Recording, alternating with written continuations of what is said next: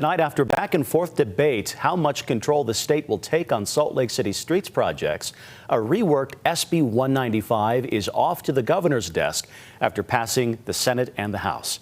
Our Jonathan May spent the day on Capitol Hill following these developments. And Jonathan, so how does everyone feel about the compromises here that got into this bill?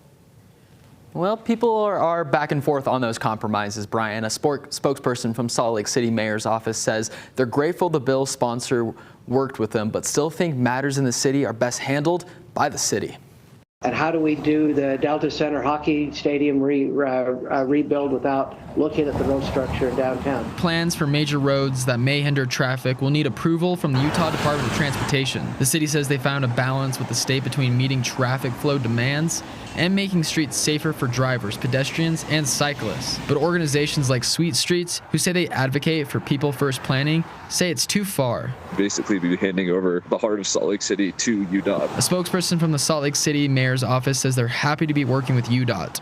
The feeling is mutual. We have a long-standing relationship with Salt Lake City. They're great partners. They have great vision, and we're looking forward to being able to work with them to, continue to ensure safety and also make sure that people can get to where they're going with as much ease as possible. Still, the same spokesperson says, quote, "The premise of this bill is yet another example this session of the state intervening in matters that are better addressed by those elected by city residents. We are grateful that the bill's sponsors worked with us to narrow its scope."